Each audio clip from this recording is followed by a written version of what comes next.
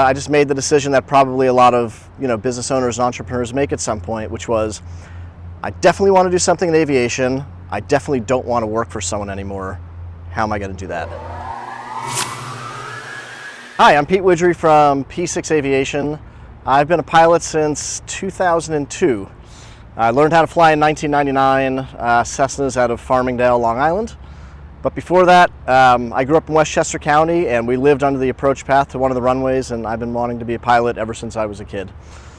My history is I was working full-time at New York ad agencies, and I found it to be an incredibly boring job. So I took a flight lesson because I was traveling a lot and there was nothing more exciting to me than being pinned back in the seat in the airliner. And I was like, I have to know what's happening up there. So that's kind of how I got into flying, took a lesson, and I was hooked. Took my first lesson out of Teterboro, which is not really an airport you can take lessons out of anymore, but back in '99 it was. And great first place to take a lesson. No pilots in the family, no one in the military. So actually, I mean, the reason I went into advertising and not flying is because I had no idea being a pilot was for someone like me. It was just, that's what military pilots do. That's what pilot families do, but we didn't, I was never encouraged to be a pilot, and I actually never knew that I could do it. I mean, I want my kids to learn how to fly. I probably don't want them to become professional pilots. I felt support. I've got a great supportive family, and my girlfriend was supportive, but it's just a frustrating journey for anyone to become a professional pilot. And one of my pilot friends once told me, his words were, "This is an endurance game. Right, you're going to get into this, you're going to have a lot of ups and downs, but look long term at this. It's a marathon, not a sprint," which it really is. I'm a 10,000 hour pilot, ATP, multi and single. I did go to the airlines. After I left the ad agencies, so Long Island, Mike, it took me 2 years to learn how to fly up there. It was weekends only, working full time. I used to take the Long Island Railroad out on weekends and then ride my fold up Dayhan bike to the airport. And that was a good way to take lessons when you're young and hungry, but you lost every other weekend for weather.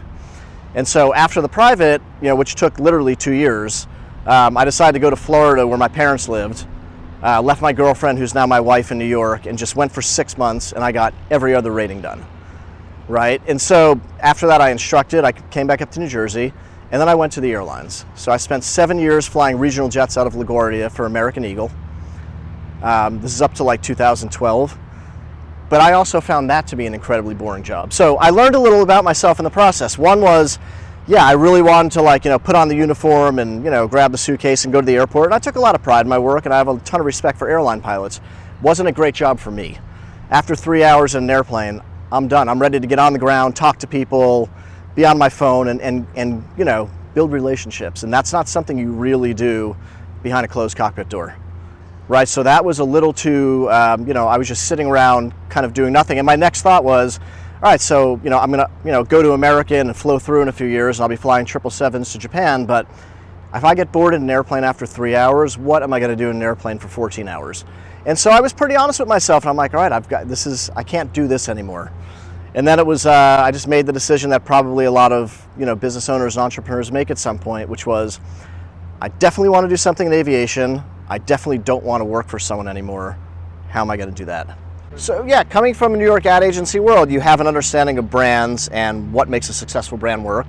So when we decided to start a flight school, the idea was we're only going to start with the best airplanes, and that's all we're going to do. We're going to target the very, very, very highest end of the market.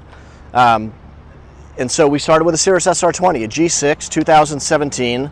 November 229 Juliet, still flying today, great airplane. And that's when I first learned about Cirrus. So the idea was, we're going to start the Apple of flight schools. You're going to walk in, it's going to be clean, the person behind the front desk is going to be smiling, you're going to get a great customer experience, which I think is something most flight schools don't do well.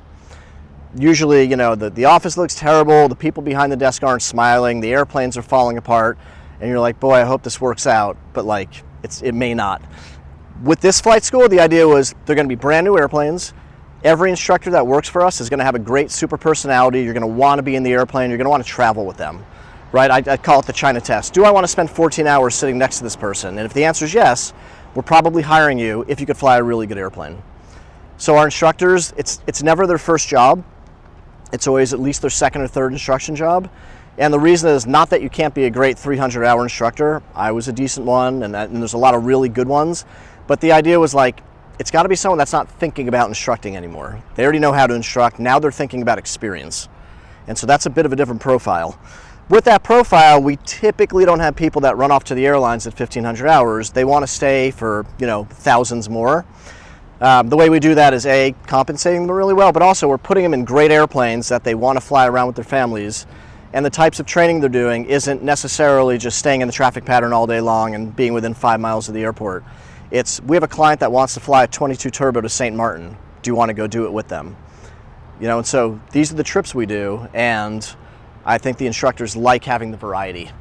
But that's the flight school in general. We still fly only new Cirruses. This is a G7, and that's what we're moving into. What we do is a niche within a niche, right? Like general aviation's a niche in aviation to begin with, and then somebody who can, kind of choose to learn how to fly in a new Cirrus is a micro niche within that niche.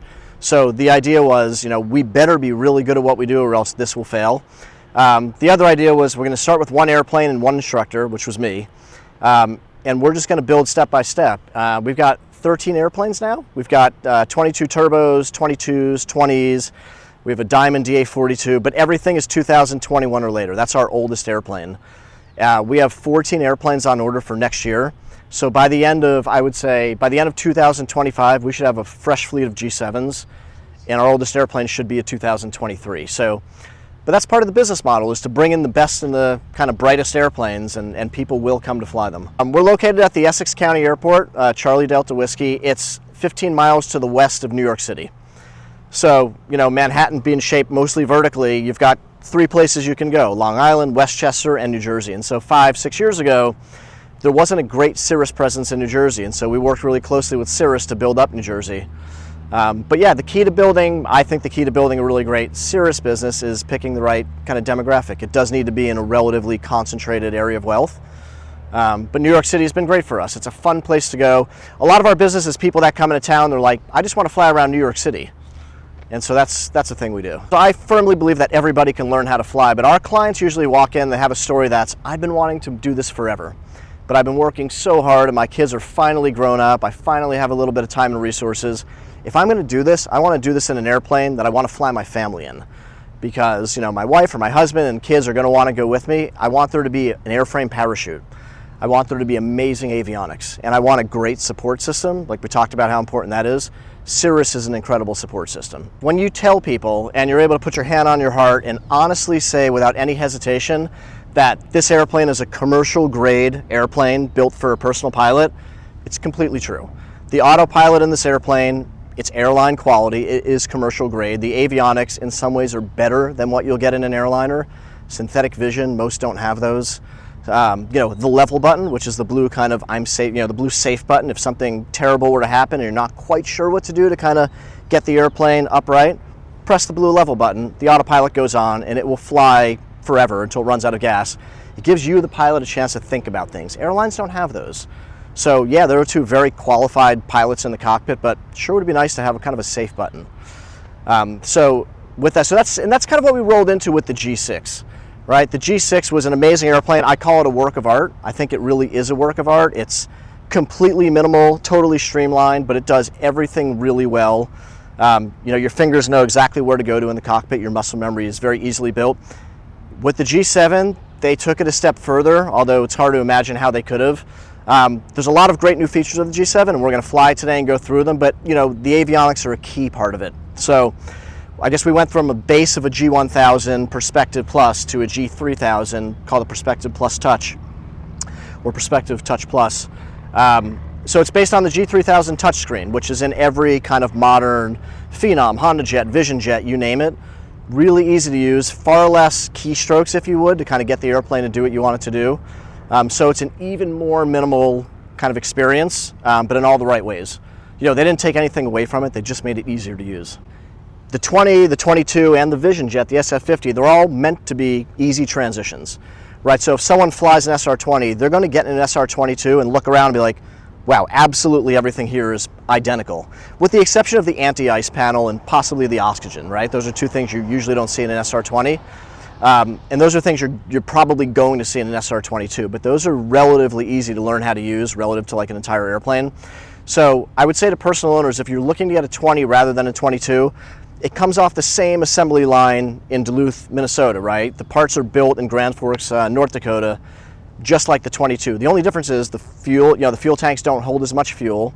They don't fly as high, they don't fly as fast, less horsepower, but they're still high performance aircraft, and still very much worth getting. I would just say, like, as you get further north in latitude, you're going to want the anti-ice equipment, because people that fly this airplane typically aren't your VFR only blue sky flyers, right? They're going to fly in clouds and rain. They might not take it to the limit, but they're going to fly in bad weather days. And so for that, you're probably going to want the anti-ice equipment. So that's kind of the plug for the 22. If you don't need the anti-ice equipment, if you're based in Fort Lauderdale and really you don't go above Orlando very much, and mostly the Bahamas, the 20 is a great airplane. You lose almost nothing except a little bit of speed from the 20 to the 22. And then, of course, if you want to step up into the Vision Jet, you'll have no problem going from this airplane to that airplane, because the cockpits, again, they're not identical, but they're quite close. P6aviation.com. I mean, listen, the other thing about us, when I say client experience, if I'm not sleeping, I'm answering my phone. I'm texting, or we're talking to clients about, flight planning or problems or, awesome things. So we're available in most of the 20 hours a day. So text us, email us, call us, and we're getting back to you quick. It'll be an amazing experience.